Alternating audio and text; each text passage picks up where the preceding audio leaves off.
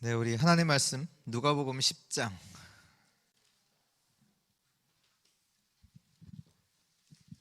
누가복음 10장 17절에서 20절 말씀.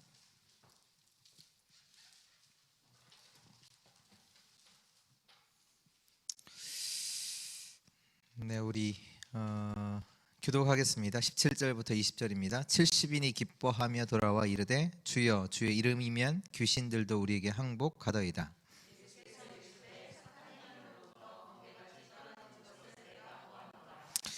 내가 너희에게 뱀과 전갈을 밟으며 원수의 모든 능력을 제어할 권능을 주었으니 너희를 해칠 자가 결코 없으리라.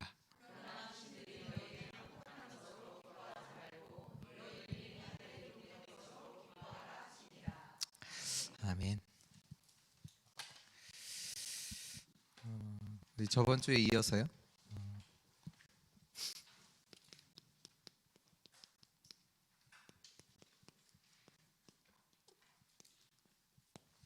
순례자의 여정입니다. 하나님께서는 저와 여러분들을 남은 자로 불러주셨습니다. 그 남은 자가 누구냐? 진짜 그리스도를 알고 그리스도로 끝난 자가 남은 자입니다. 예수가 그리스도다. 그분이 나의 모든 죄와 저주, 사단의 권세, 모든 직역 배경을 끝내셨다. 그 그리스도로 끝난 자가 남은 자지요.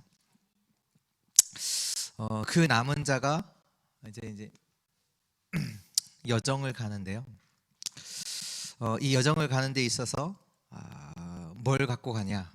우리 이번 주 우리 본부 메시지에서도 계속 말씀하시지만 기도의 비밀 가지고 이 여정을 걸어가는 겁니다. 왜냐하면 그 가는 여정이요, 많은 상황들을 만나게 되잖아요. 심지어는 초대교회가 걸어갔던 그 여정 속에서 핍박도 만났어요. 죽음이라는 위기가도 만났어요. 그 여정을 걸어가야 돼요. 어떻게 가요? 기도의 비밀 가지고. 남은 자가 우리 저번 주셨던 말씀처럼 70인도 찾고 70제자도 찾아서 이제 순례자의 여정을 가는데,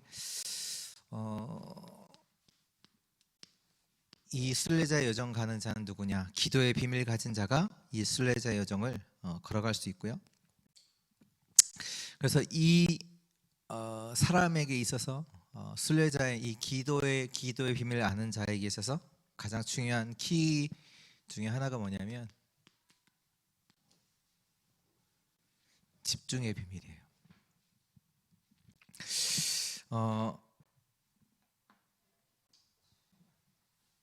하나님이 우리와 함께 하시잖아요. 하나님 함께 해주세요 안 해도 그리스도로 끝난 자에게는 이미 하나님께서 함께 하시잖아요.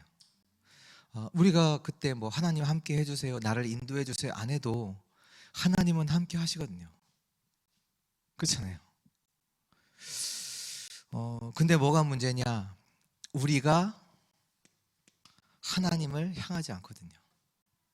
그 순간순간마다, 그 여정 속에마다 하나님은 분명히 함께 하시는데 우리가 하나님을 바라보지 않고 하나님을 향해 있지 않단 말이에요. 그게 뭐냐? 기도가 안 된다는 얘기거든요. 그러니까 하나님을 향한 집중, 그 누림이 안 되어진 거죠. 우리 마태복음에서도 확인했잖아요. 제자들이 예수님과 함께 함에도 불구하고 지금 풍랑만 났으니까 이제 죽을까봐 예수님을 막 깨워서 두려움 가운데서 예수님을 막 깨우잖아요. 예수님 우리가 죽겠나이다. 이 믿음이죠. 내가 너와 함께하지 않아. 아니야. 나 그리스도가 너희와 함께하지, 하나님이 너희와 함께하지 아니하냐. 분명히 하나님은 우리와 함께 하시는데 실제로는 우리가 하나님을 향한 집중 속에 있지 않거든요. 그리고 하나님은 정확하게 우리를 정확하게 함께 하시고 인도하시고 역사하시는데 그 속에서 하나님은 하나님의 일들을 계속 이루어 나가시잖아요. 그렇다면 우리가 이 집중이 되어진다는 얘기는 하나님의 것을 기다릴 수 있다는 얘기가 되거든요. 그렇잖아요. 하나님이 죽으신 분이 아니라면 분명히 하나님께서 우리에게 하나님의 일을 두고 우리를 통해서 이루어 나가시는 그 하나님께서 하나님이 우리의 인생을 절대 계획 가운데서 불러주시고 인도에 나가시는 그 속에서 분명히 하나님께서 우리 가운데 역사하시고 말씀도 주시고 역사하실 것인데 우리의 집중이 뭐냐면 그 기다리는 행복 속에 있어야 되는 거잖아요. 그 하나님의 역사, 일을 두고 어떻게 보면 이 비밀이 없다면 우리가 많은 것 가진 것 같지만 아무것도 없는 게 돼요. 실제로 다 누릴 수가 없어요. 있는데 문제가 왔는데 그것도 응답이고 축복이잖아요. 근데 실제로는 완전히 못 누려요. 이미 우리에게 하나님께서 주신 많은 것들이 있는데도 실제로는 아무것도 없는 거와 같은 상태가 돼요. 왜? 실제로 누리지 못하니까, 실제로 기다리지 못하니까, 누리지 못하니까. 하나님은 응답으로 주셨는데 문제가 아니잖아요. 그래서 이 여정 속에 그냥 우리 일생을 두고 얘기를 하면 뭐 대학에 들어가는 것도 있겠고, 뭐 직장에서 잘리는 일도 있겠고, 뭐 사업을 시작하는 것도 있겠고, 사업이 망하는 것도 있겠고. 근데 그 모든 것이 실제로 그 시간마다 하나님께서 주시는 응답이고 축복인데 그것들을 실제로 누릴 수가 없어요. 그러니까 응답을 받으면서도 이게 내 게 아니에요. 실제로는 누리지 못해요. 진짜.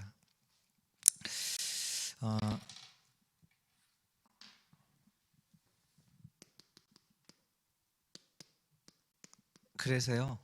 먼저 조금 알아야 될 게 뭐냐면 기도의 비밀. 이 비밀이 있어야 되는데요. 이것을 모르는 사람이 있겠죠. 기도를 모르면 어떻게 될까요? 기도를 모르면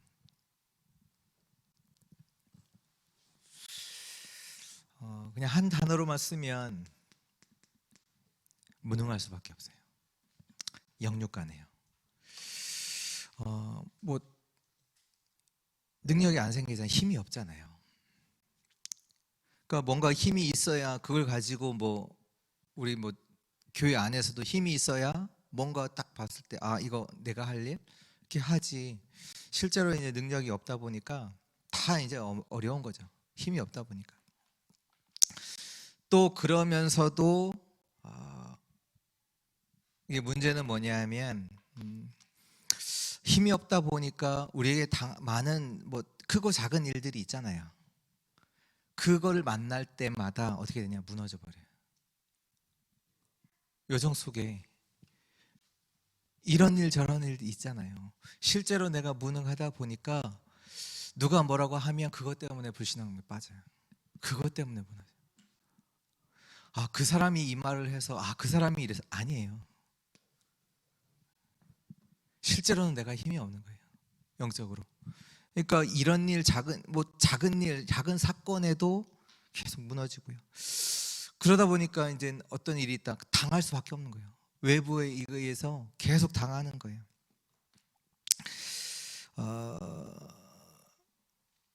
그러니까 또 그 속에서 자기도 모르게 결국 이제 나오는 게 영적인 완전히 힘이 없다 보니까 거의 육신적으로 생각을 하게 되잖아요. 그러다 보니까 자기도 이제 이 모임 속에서 뭔가 이제 이게 있어야 되잖아요. 인본주의도 쓰기도 하고, 자기 이제 머리 굴리는 거죠. 사람들도 의식하게 되고, 그러면서 이제 내 주장도 하게 되고, 그러면서 갈등도 분쟁도 일어나게 되고, 교회가 그러면 안 되잖아요. 기도의 비밀 모른다. 결국은 이제 사람 따라 가는 사람 될 수밖에 없죠. 근데 기도를 아는 사람은 어떤가요?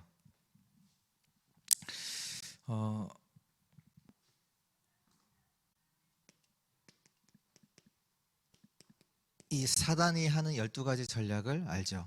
이 전략을 안다는 얘기는 나중심, 물질중심, 성공중심 이걸 안다는 게 아니라 실제로 어떤 문제와 사건이 일어났을 때 이것이 사단의 12가지 문제 속에서 이럴 수밖에 없다라는 것을 실제로 안다는 걸 말하잖아요. 그러니까 기도를 알기 때문에 사람들이 이렇게 한다라고 했을 때 저 사람 왜 저래가 아니라 이 속에서 오래된 영적 문제 가운데서 그 사람이 그럴 수밖에 없다라는 거 이해하잖아요. 그래서 사람들은 창세기 3장, 6장, 11장에 나 중심으로 살아갈 수밖에 없다라는 거, 사단에게 속아서 그렇게 살아왔고 그렇게 살 수밖에 없다는 것을 이해한단 말이에요. 그러다 보니까 기도를 진짜 안다, 나라는 거 없잖아요. 그래서 누군가 나를 인정하건 인정하지 않건 거기에 섭섭해하지 않아요. 사람의 말에 의해서 거기에 따라서 이제 움직이지도 않고요. 내 주장이 먹히지 않아도 섭섭하지 않고 내 뜻대로 되지 않아도 괜찮고요. 자리가 없어도 섭섭하지 않고요. 그래서 이 기도를 아는 사람은 뭐냐? 다른 거 아니잖아요. 진짜 그리스도가 이 우리가 절대로 해결할 수 없는 이 사단의 문제를 완전히 끝내셨다, 이것을 안단 말이에요. 그리고 나서 예수 그리스도께서 모든 십자가 위에서 이 문제를, 이 사단의 권세를 완전히 끝냈다라는 것을 알고 이제는 뭘 누리기 시작하냐, 뭘 아냐, 이걸 알잖아요. 이미 그리스도께서 영적인 문제, 모든 죄와 저주 문제를 완전히 끝내시고 이제는 뭐예요? 하나님이 나와 함께 하시는 걸 가지고 모든 걸 봐요. 그렇잖아요. 예수 그리스도께서 모든 문제 해결자 되셔 끝내셨는데 지금 나에게 이런 상황이 왔단 말이에요. 이 여정이 왔단 말이에요. 지금 어떤 핍박이 왔단 말이에요. 뭐 일이 잘 안 된단 말이에요. 이걸 가지고 보잖아요. 하나님이 함께 하시고 그 모든 하나님의 뜻을 이루는 그 속에서 모든 것을 본단 말이에요. 이걸로 해석을 하게 되잖아요. 이 속에서 답도 찾고요, 이 속에서 하나님의 언약이 뭔지를 찾게 되잖아요. 기도를 아는 사람은 다른 사람들은 문제 왔다고 했을 때 그때 답을 찾아요. 하나님이 함께 하시니까. 하나님이 함께 하시는 그 속에서 답을 찾죠. 안 되는 그 속에서 하나님께서 준비하신 길도 발견하게 되고요. 그때 이때 어떤 일이 일어나냐면 다른 게 아니죠. 이 393이 내 안에 들어오게 됩니다. 이것이 기도입니다. 성삼위 하나님이 내 안에, 보좌의 축복과 그 능력이 내 안에, 그리고 시대 살릴 수 있는 그 언약이 내 안에 들어오게 되죠. 그러니까 이게 기도를 아는 사람이에요. 성삼위 하나님의 그 축복을 아는, 보좌의 축복을 아는 자, 시대 살릴 수 있는 그 응답을 아는 자가 기도하는 자. 그리고 기도의 비밀을 또 아는 자 중에 또 어떤 사람이 있냐면 응답을 아는 사람이 있습니다. 우리가 받을 수 있는 참된 응답은 뭐냐면 하나님의 나라라는 응답이거든요. 이 속에서 되어지는 하나님의 역사, 하나님의 나라.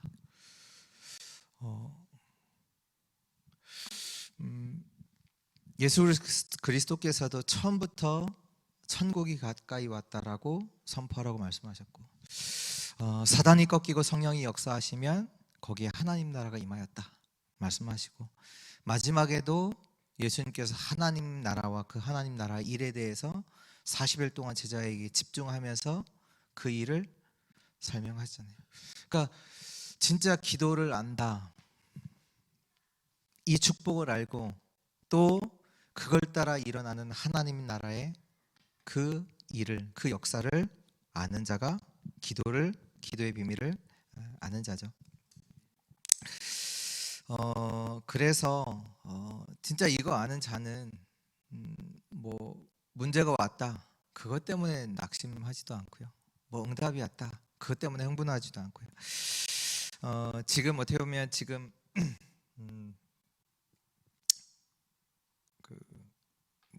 이렇게 우리 김 전도사랑 이렇게 잠깐 포럼하는 가운데 우리 교회가 보니까 그래도 대단하다 뭐 이런 식으로 이렇게 잠깐 포럼을 했는데요.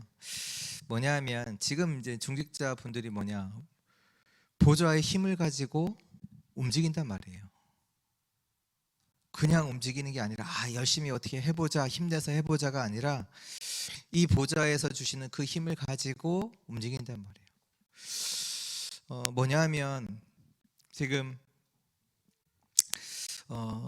현장을 살릴 것을 막 꿈꾸고 제자들을 키우고 이를 위해서 이제 하나 헌신한다, 이 자체가 하나님 나라의 역사잖아요. 지금 이제 교회 안에서 뭐 여러 가지 되어지는 일들이 그렇거든요. 하나님께서 중직자들을 세우셨다라고 했을 때는 왜 세우셨냐면 현장을 두고 하나님께서 세우신 이잖아요. 그 현장에 하나님 나라가 임하도록 그 일을 두고 세워주셨는데, 실제로 초대교회 이후에 완전히 잃어버린 게 뭐냐면 중직자들이 그 현장을 완전히 잃어버렸거든요. 그래서 어떻게 됐냐, 위에서 주는 그거 가지고 받아 먹고 사는 그 정도의 수준으로 날아간단 말이에요. 그러니까 지금 어떻게 보면 우리 교회, 우리 중직자 분들이 하시는 그 일들이 뭐 토요일 날 이렇게 아이들 모여서 또 복음 전하고 또 아이들 훈련시키고 또 평일에 또 현장 들어가고 다락방하고 이 모든 것들이요, 원래는 그 목회자, 부교육자들이 할 일이잖아요. 그래서 실제로 목회자들이 거의 성도들 어느 정도 수준으로 되냐면 그 중세교회가 완전 떠먹여 주는 시기잖아요. 어린 아이들처럼 이렇게 따라와라.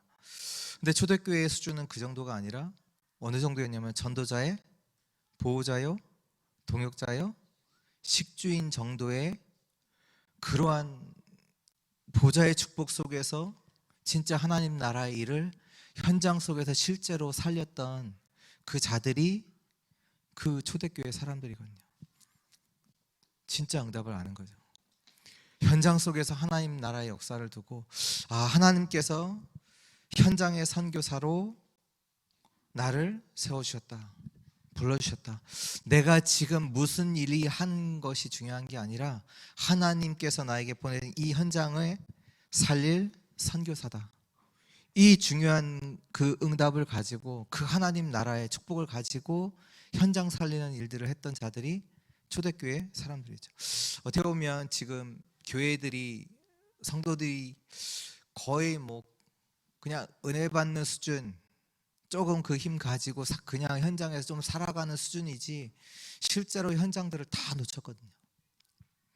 하나님께서 완전히 현장에 하나님 나라가 임하는 그 일에 그 여정을 갈 수 있는 순례자로 주의 성도들을 불러주셨거든요. 현장을 완전히 살릴 자로. 그렇잖아요. 다른 사람이 한 게 아니에요. 안디옥교회를 세운 게 다른 뭐 교육자가 간 게 아니잖아요.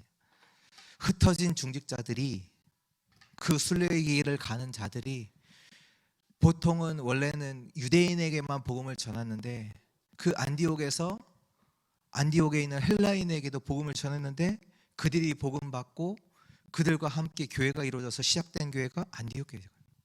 교육자가 한 게 아니에요. 하나님 나라의 응답이 우리 모든 성도들에게 있습니다. 그 현장 살리는 축복이 있다니까요. 그것을 가지고 현장에서 꿈꾸고 또 하나님 기대하고 그걸 두고 도전하고 진짜 행복한 그 여정이 우리 여러분들의 그 순례자 여정이라니까요. 그냥 핍박당하고 그 어렵다 그게 아니라 진짜로 하나님 나라의 이 응답이 있기 때문에 이 응답 속에서 되어지는 일. 네. 오늘 장로님이 저한테 문자를 보내셨어요. 목사님 그 아들이 그동안 이제 이렇게 아파서 이제 직업이 없다가 취직을 했나 봐요. 저한테 이제 문자를 보내주셨어요. 그러니까 목사님 기도해 주셔서 감사합니다. 솔직하게 기도한 적 거의 없거든요. 근데 그건 있죠. 제가 누리는 그 부분들이 있죠. 그건 뭐 전달되는 부분이니까 뭐 그 특별하게 그렇게 기도한다 뭐 그거는 없을지언정 뭐가 있냐면 직장에 들어갔기 때문에 좋다, 그걸 얘기하는 게 아니에요. 그것보다 더 큰 응답이 있다니까요. 직장에 들어가는 것보다 더 큰 응답이 있다니까요. 그곳에서 하나님의 나라의 역사가, 그 역사를, 그 응답을 가진, 그 응답을 두고, 하나님 나라의 일을 두고, 하나님의 역사를 두고 순례자의 여정을 가는 자들이 저와 여러분이라면, 그렇다면 들어간 것 때문에 뭐 응답받다가 아니라 이제는 뭐예요? 집중해야 돼요. 진짜 이곳에 하나님께서 원하시는 게 뭔지, 하나님께서 이 현장에 이 보좌의 축복으로 역사하시도록, 내가 가는 현장에 그것을 기도에 담고 누리고 하나님의 응답이 보일 때는 도전하는 거죠. 제가 그 토요일에 그 메시지 이제 준비를 하고, 이게 저녁 7시 되면 이제 대학 청년들 모임이 있으니까 그 한 뭐 4시, 5시 이 정도에 잠깐 여기 복명중학교를 가요. 왜 가냐면 그 한 30분 정도 이제 좀 몸을 움직이려고 농구공을 이제 30분 동안 던져요. 이제 농구를 해요. 이제 혼자서 이렇게 해요. 좀 이렇게 몸을 좀 가볍게 하고 싶어서. 이해하세요? 이렇게 몸을 움직이는 걸 좋아해서 이제 몸을 이렇게 계속 이제 의자에 앉아 있고 이러면 좀 몸이 그렇잖아요. 그래서 30분 정도 이제 움직이려고, 이제 농구 뭐 축구는 뭐 같이 있어야 되는데 농구는 그냥 골대가 있으니까 혼자 해도 되잖아요. 이게 가요.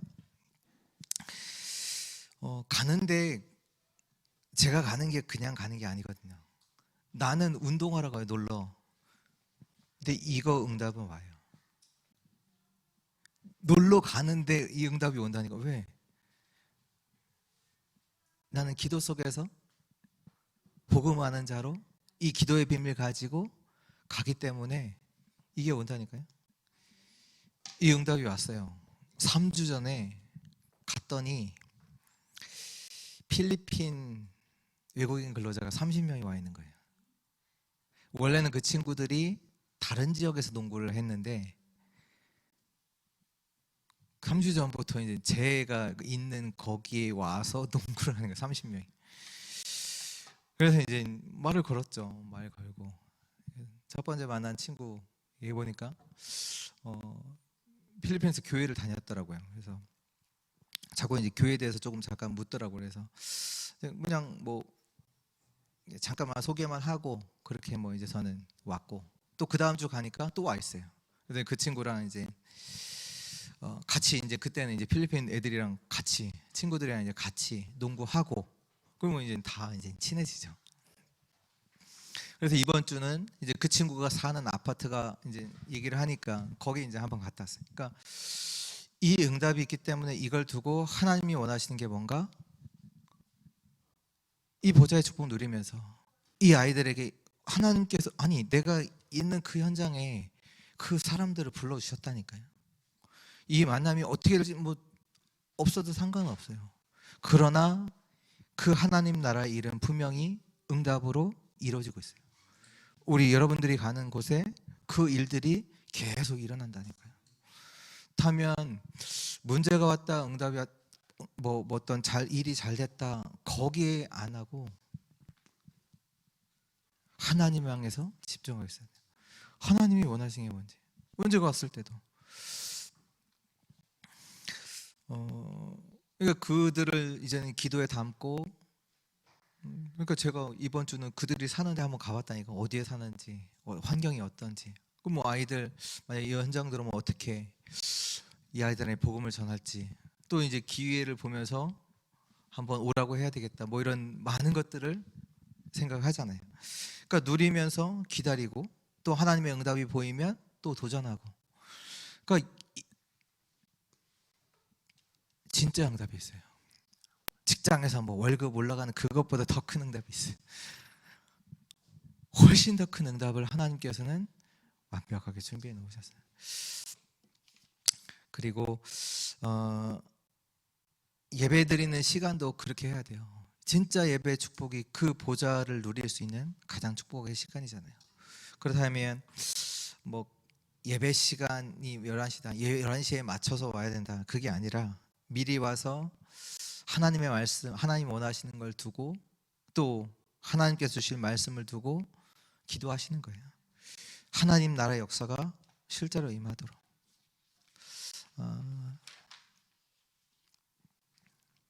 뭐 다 마찬가지예요. 렘넌트 사역이라든지 모든 뭐 우리가 일하는 거 다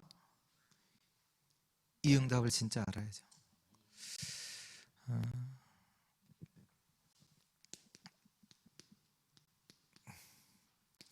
그래서 이들은 뭐 다 여러 가지 만났잖아요. 산도 만나고 뭐 위험도 만나고 뭐 물의 위험과 뭐 불의 위험과 도적의 위험, 뭐 기후, 사람, 사건, 심지어는 핍박, 죽음, 그 길을 걸었거든요. 그게 순례자예요. 당연히 만나는 거잖아요. 순례자의 그런 현장들을, 그런 상황들을 다 만나는 거 당연하잖아요. 순례자. 근데 순례자의 기도가 뭐냐? 그런 것들을 만나는데 그런 거에 의해서 지장을 받지 않아요. 그게 기도의 비밀을 가진 자예요. 아니 여러 가지 만난다니까요. 술에 뭐 산에 산, 뭐 물, 구덩이, 위험, 죽음, 핍박, 사람들 만났는데 그거에 영향받잖아요. 그게 순례자의 기도예요. 근데 그것뿐만 아니라 영향받은 것뿐만 아니라 그걸 누려요. 그것도 누려요. 바울도 고백했잖아요. 내가 감옥 간 이것이 더 유익했다. 복음의 진전이 됐다. 그것도 누려요. 아니요, 그것도 활용해요. 이것이 순례자의 기도입니다. 이 기도가 실제화되고 나의 것 되어지는 그 은혜 있기를 바랍니다. 그래서 순례자의 시작, 순례자의 그 길을 가는데 그 시작은 뭐냐면 결국은 그런 상황들이 이렇게 돼야 되잖아요. 그렇죠? 이렇게 돼야 되니까 뭐냐? 그 시작은 나를 초월하는 거예요. 그래서 우리에게 주신 게 있어요. 창세기 1장 27절, 하나님의 형상. 나를 초월하는 하나님의 형상. 우리는 짐승 수준도 아니고 의식주 그것 때문에 살아가는 존재가 하나님의 형상. 창세기 2장 7절에 내 영혼 속에 하나님의 생기를 불어넣으신, 그게 치유의 근본 치유예요. 하나님의 영, 하나님의 생기를 내 영혼에 불어넣으시고. 창세기 2장 1절에서 18절 말씀. 그 에덴 동산에서 축복, 그 축복이 회복되는 것, 그게 먼저죠. 이게 되어졌을 때에 뭐가 되냐? 이 보좌의 축복이 내 안에 실제로 담기게 돼요. 내게 임하게 돼요. 내가 살아나다 보니까 내 속에 성삼위 하나님의 임재가 실제로 시작이 되어지죠. 이 기도를 노리는 거예요. 성삼위 하나님이 내 속에 임하시고, 내가 살아나다 보니까 성삼위 하나님 보좌의 축복이 내 안에, 또 시대 살릴 응답이 실제로 내 안에 임하게 되어지죠. 올해는 어떡하지 막 많잖아요. 막 복잡하잖아요.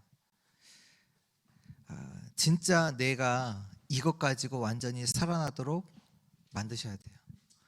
다른 거 안 하셔도 돼요. 진짜로 내 안에 성삼위 하나님께서 임재하시도록, 보좌의 축복이 내게 임하도록, 시대의 응답이 내게 임하도록 이 기도를 하는 거예요. 이 기도를 어디서요? 예배를 통해서.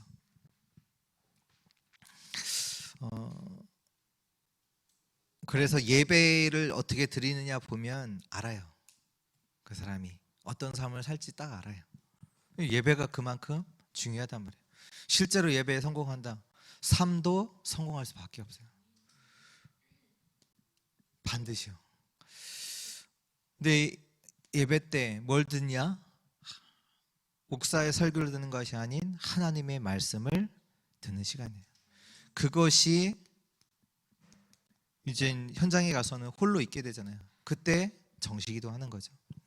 혼자 있을 때 이것이 나의 기도로 누려지고, 이 속에서 24, 25 영원의 기도를 연결이 되시는 거죠.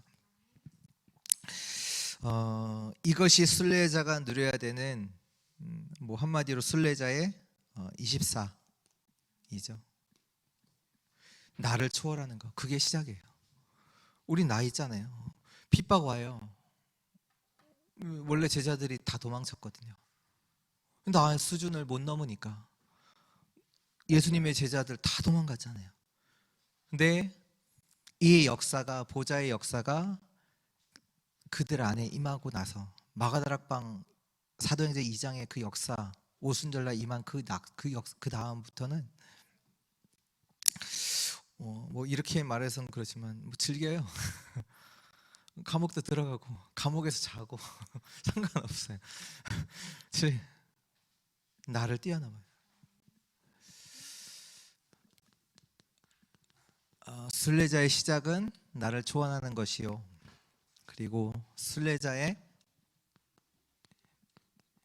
여정은, 이제 여정을 가는데 우리가 만나는 만남도 있고 현장도 있잖아요. 그 현장을 초월하는 겁니다. 현장을 초월하기 위해서는 뭘 알아야 되냐? 이 현장은 사단에게 잡혀 있거든요. 다시 말해서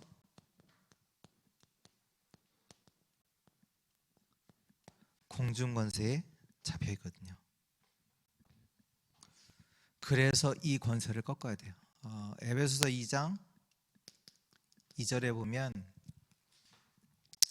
분명히 나오죠. 공중 권세 잡은 자를 너희가 따랐다.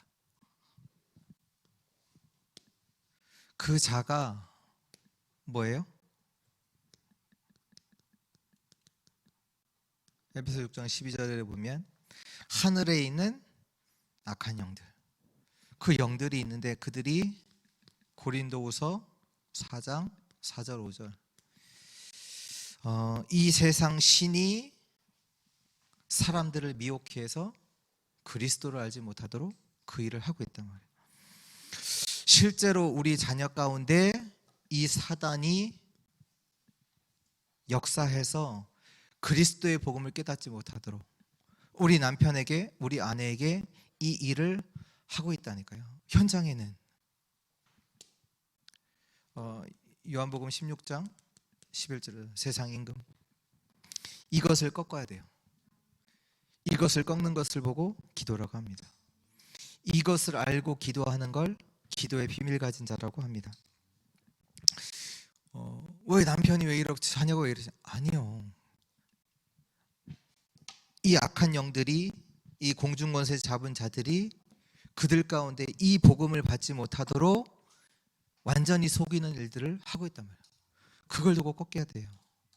왜? 현장은 그 사단이 완전히 장악하고 있잖아요. 세상 신, 세상 임금된 그 사단이 그리스도 복음 깨닫지 못하도록, 그 복음이 임하지 못하도록 그 현장을 장악하고 있단 말이에요. 그래서 예수께서 말씀하셨잖아요. 내 이름으로 기도하라. 내 이름을 사용해서 기도하라. 나중에는 어느 정도까지 되냐? 이것이 그냥 믿어져요. 이 일이 실제로 일어난다는 것이 확실히 믿어지면 사단은 더 이상 힘을 발휘하지 못하고 떠나가요. 그러나 그 전까지는 그 이름 가지고 꺾으세요. 현장에서 이 사단의 권세가, 복음을 깨닫지 못하고 복음 모르도록 하는 그 사단의 권세, 우리 가정 가운데, 내가 있는 직장의 현장에 완전히 꺾이도록 그 일을, 왜? 실제로 이 사단이 공중 권세를 잡고 세상 임금, 세상 신의 역할을 그 일을 하고 있습니다.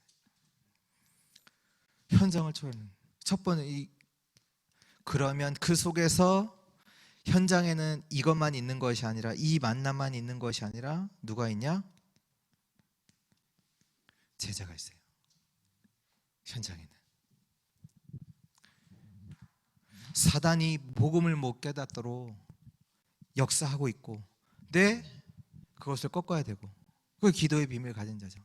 또 기도의 비밀을 아는 자는 뭐냐? 제자를 찾아요.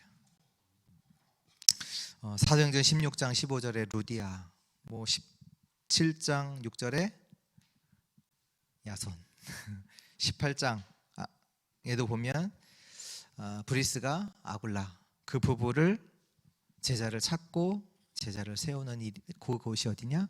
현장. 현장을 초월하는 거예요. 그 여정이란 말이에요. 순례자의 여정. 그것뿐만 아니라 로마서 16장 25절에서 27절, 제자도 있고 하나님이 숨겨두신 것도 현장에는 있습니다. 그걸 누리는 거예요. 그거 찾는 거예요. 아무것도 없어도요. 그래서 하나님이 숨겨두신 게 있다니까요. 하나님이 준비해 놓으신 게 있다니까요. 이런 것들을 누리는 곳이 현장이에요. 그 누리는 걸 보고 초월한다.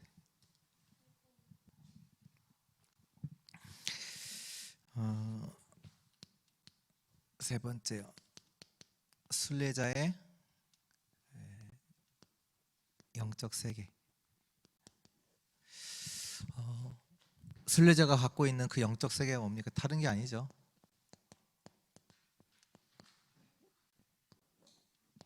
보좌와 되어진 거죠. 보좌와 되어진 사람이 가는 곳마다 어떤 일이 일어나겠어요? 말씀으로는 천지 창조.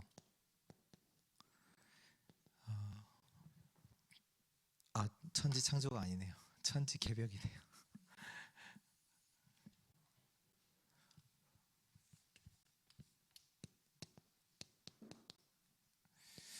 영어로는 쉬운데요. 그 세계가 완전히 창조되어지는 역사들이 일어나요.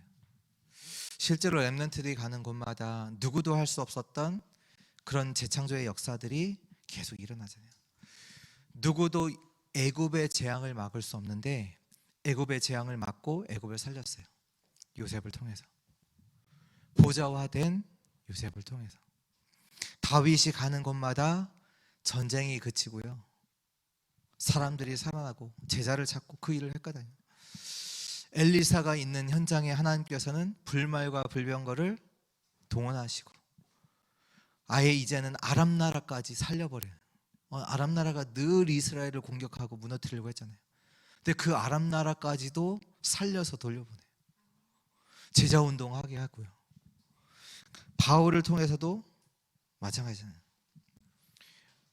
바울은요, 이 응답을 어느 때 누명 써서 감옥 갔을 때도 이 응답을 누렸고요. 아무 응답이 안 일어나는 기다림 속에서도 누렸고요. 어떤 핍박이 일어났을 때 그때도 누렸거든요. 보좌의 축복 속에서 이런 역사들이 계속 일어나요. 바울이 가는 곳마다. 바울이 아까도 말씀드렸지만 빌립보서 1장 12절에 보면 지금 내가 감옥에 있는 것이 복음의 진전이 있다. 지금 어떻게 보면 누명을 써서 감옥에 와 있는데 감옥에 있는 게 자랑한대요. 예수 그리스도께서도 나같이 고난 받으셨다. 고난 받지 않았냐? 내가 지금 감옥에 있는 거 이거 복음의 진전이 있어.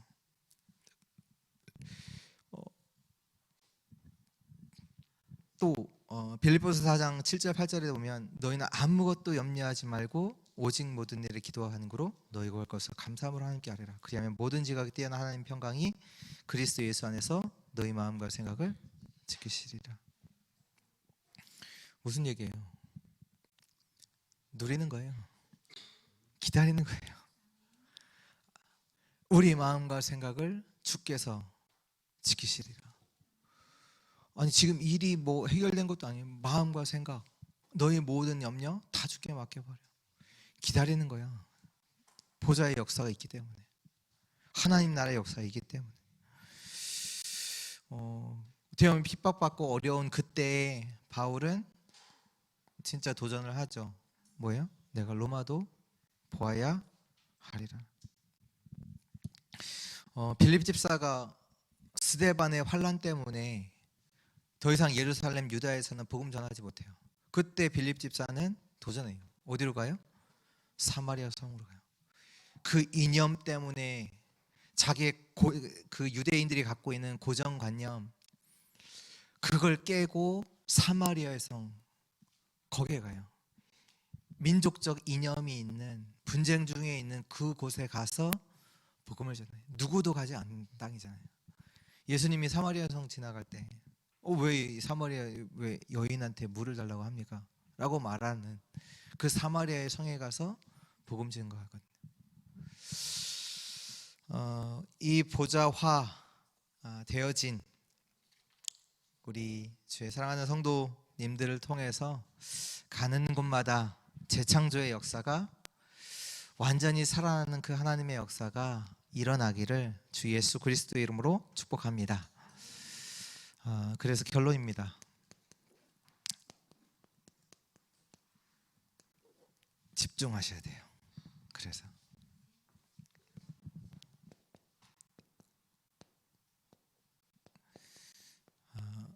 모든 것을 시작할 때 집중하세요.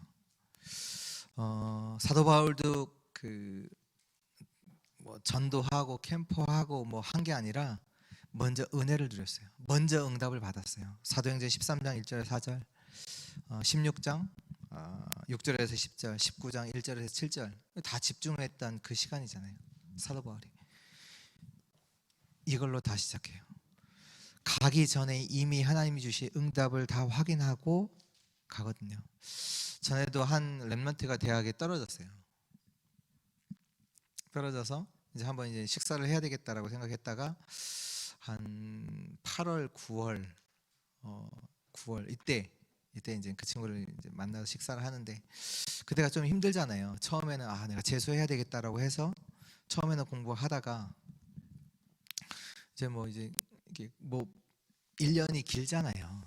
또 짧긴 짧지만 또 길잖아요. 그리고 또 중간에 뭐 대학 갔던 친구들 전화도 이렇게 한두 번 받아보고 내가 왜 재수했지 뭐 이런 생각도 들고, 또 하다 보면 또 어느 정도 시간 지나면 또 지치기도 하고, 그때 이제 만나게 됐어요. 그러면서 제가 그때 이제 대학교를 좀 캠프한다고 이렇게 돌고 있었거든요. 그때 이제 대학교 1학년 아이들이 어떻게 생활하는지 이렇게 현장들을 들었어요. 그래서 그거 쭉 얘기하면서 대학교생들이 뭐 하냐, 1년 대학교 들어가는 게 목표였잖아요. 들어왔잖아요. 이제 목표 없어졌잖아요. 그냥 방황해. 이제 먹고 노는 거예요. 먹고 놀아요. 제 2학년 뭐 그게 이제 계속 가죠. 계속 가고 이제 나중에 이제 대학교 3, 4학년 되면 이제 미래가 두려우니까 취업을 해야 되니까 그때 막 뭐 하려고 하면 안 된단 말이에요. 이런 거 얘기하면서 그러면 야, 너 얼마나 축복받았냐. 다른 사람들은 하나님 앞에서 내가 왜 대학 가는지 그걸 질문할 수 있는 시간이 없다. 왜? 들어가야 되니까. 일단 어딘가 들어가야 되잖아요. 들어가라고 강요하니까 또. 그러니까 공부하는 거예요. 왜? 들어가야 되니까. 근데 너는 하나님 앞에서 왜 대학을 가야 됐는지 1년 동안 질문하면서 그 응답을 먼저 누릴 수 있지 않냐. 지금 대학 간 친구들 어떠냐. 술 마시고 놀고 다 하지 않냐. 방황하는 거다. 근데 하나님께서 너에게는 1년이라는 중요한 시간을 주셔서 하나님의 응답을 가지고 시작할 수 있도록, 그냥 대학 생활을 방황하고 버리는 시간이 아니라 중요한 응답을 가지고 시작할 수 있도록 너에게 축복 주신 거 아니냐. 알아듣더라고요. 응답 받고 가야 돼요. 거기 가서 뭔가 내가 성공해봐야지, 아니에요. 먼저 하나님 앞에서 응답 받고 시작해야 돼요. 저와 여러분들은. 그래서 우리가 예배 드리는 거라니까요. 우리가 왜 새벽 기도를 새벽을 해요? 미리 응답을 확인하고 현장 가는 거예요. 미리 응답을 가지고 그 현장에서는 뭐예요? 확인하는 거잖아요. 그 말씀의 성취들을 보고 하나님이 준비하신 응답들을 현장에서 확인하고 그 시간이잖아요. 미리 응답을 가지고 가기 위해서 우리는 매일 하나님 앞에 먼저 아침에 그런 시간들을 갖는 거라고요. 또 현장에는 하나님이 준비하신 게 있습니다. 그게 뭐냐면 치유입니다.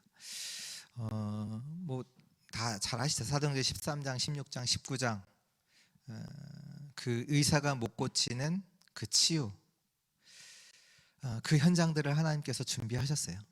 왜? 여러분 통해서 그 일 하시려고, 치유의 일을 하시려고. 치유할 능력이 여러분 안에 있어요. 그리스도가 여러분 안에 계시잖아요. 그 능력을 여러분들에게 주잖아요. 오늘 말씀에도 너희가 뱀과 전갈을 밟으며 원수의 능력을 제어할 권능을 주었으니 너희를 결코 해칠 자가 없다. 치유할 수 있는 능력을 우리에게 주시사 그 현장을 하나님이 준비하셔서 치유하도록. 그리고 하나님은 또 미래가 있지요. 그래서 바울이 그렇게 고백하잖아요. 내가 로마도 보아야 하리라. 내가 스바냐에 가야 된다. 결국 237 5천 종족, 한마디로 세계복음하죠. 왜 로마도 보아야 하리라고 얘기합니까? 237 5천 종족 때문에. 왜 하나님께서 요셉을 애굽으로 보내셨나요? 그 현장에 237 5천 종족이 와 있으니까. 우리가 이거 봐야 돼요.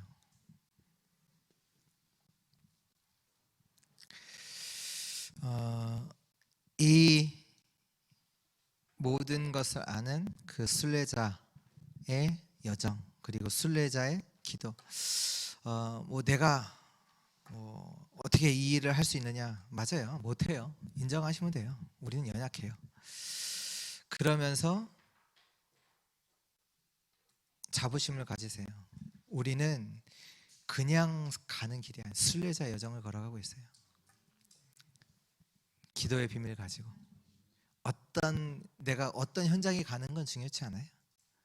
그렇잖아요. 그 현장에 하나님이 함께 하시고 하나님께서 나라의 응답으로 역사하시고 기도의 비밀을 가지고 모든 현장, 나도 보좌할 뿐만 아니라 현장도 보좌하는 그 축복의 그 여정 걸어가시기를 예수 그리스도의 이름으로 축복합니다.